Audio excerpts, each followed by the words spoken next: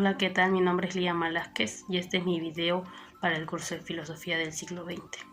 El tema que voy a exponer es sobre los medios del buen encauzamiento de Michel Foucault, que se encuentran en el segundo apartado del tercer capítulo llamado Disciplina, en su libro llamado Vigilar y Castigar.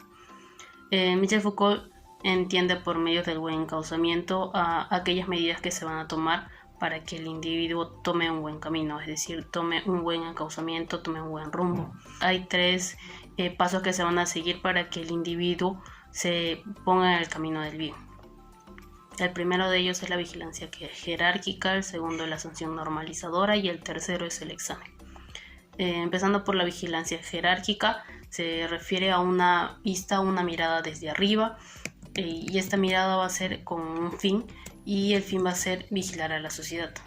Para esto, Michel Foucault nos dice de que se va a inspirar en los campos militares, que siempre se ubicaban de manera estratégica para que cada uno de los soldados sea visualizado, es decir, de que se encontraba una observación generalizada, porque se podía ver a toda la patrulla, a todos los hombres, pero también era una observación individualizada, porque al poderse ver a todos, también se podía ver a cada uno de ellos, y de esa manera, digamos que cada quien de los soldados era vigilado y se encargaba, esta mirada hacía de que ellos siguieran las reglas, porque sabían de que estaban siendo observados. Entonces se tomó esto como inspiración para que se pueda crear una arquitectura en la sociedad que sea útil, que no sea solamente observada, sino que tenga un fin. Y este fin, ¿cuál iba a ser? Iba a ser igual que los campos militares, que tuvieron una función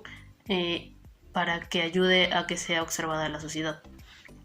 Entonces, esta arquitectura iba a formarse de tal manera en la que iba a haber una observación generalizada de la sociedad y por ende una observación individualizada, es decir, que cada individuo iba a poder ser visto.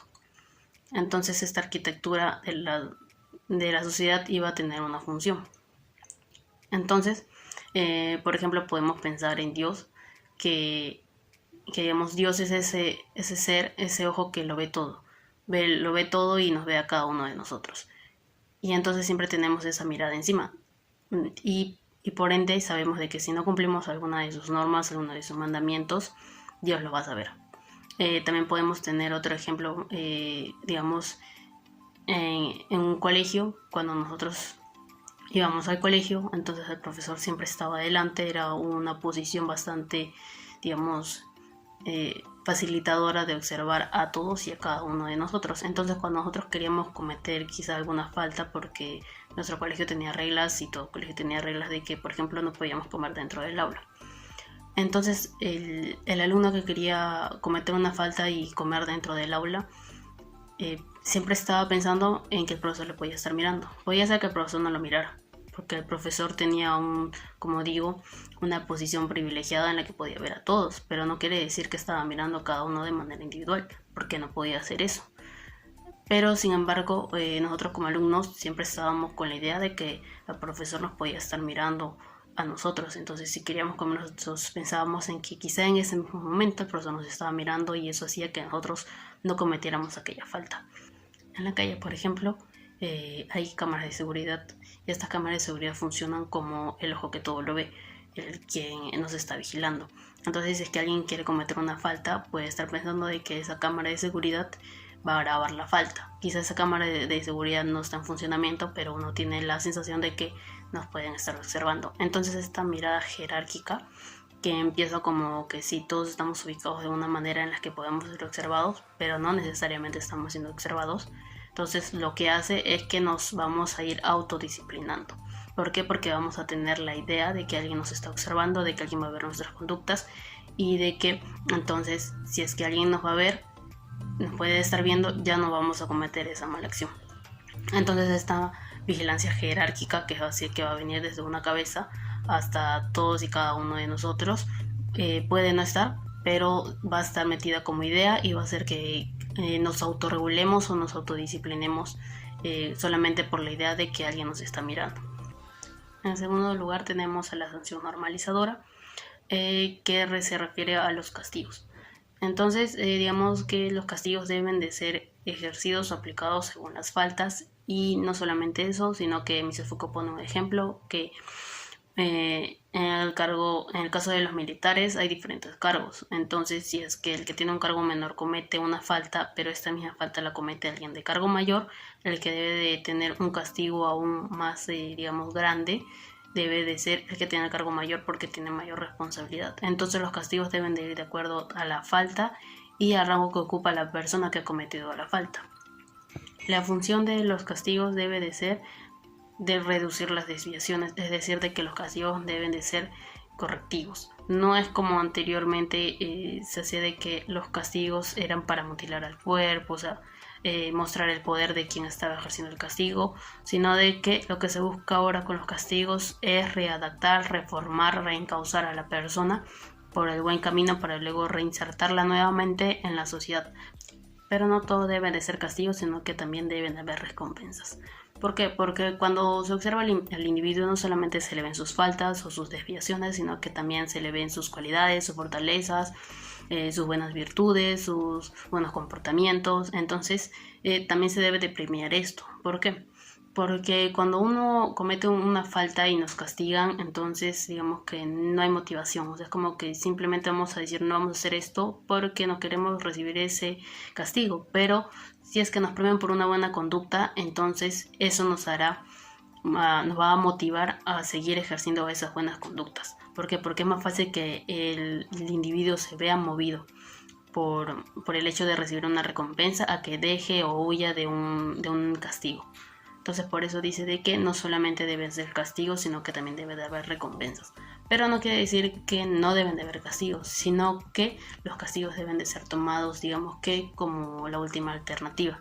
Luego de que nosotros ya hemos recompensado las buenas acciones y hemos hecho de que nos centremos en la parte buena del individuo para no ir resaltando lo malo.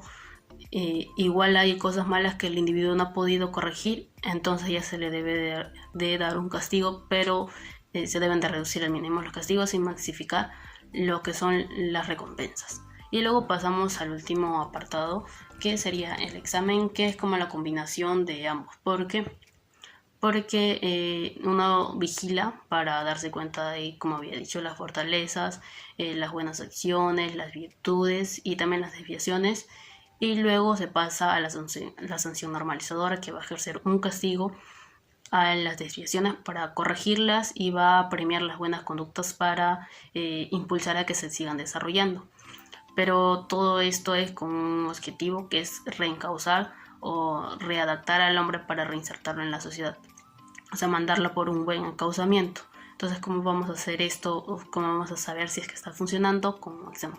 Y este examen se refiere a lo que nosotros podemos entender por examen fácilmente, como un examen de colegio, un examen médico.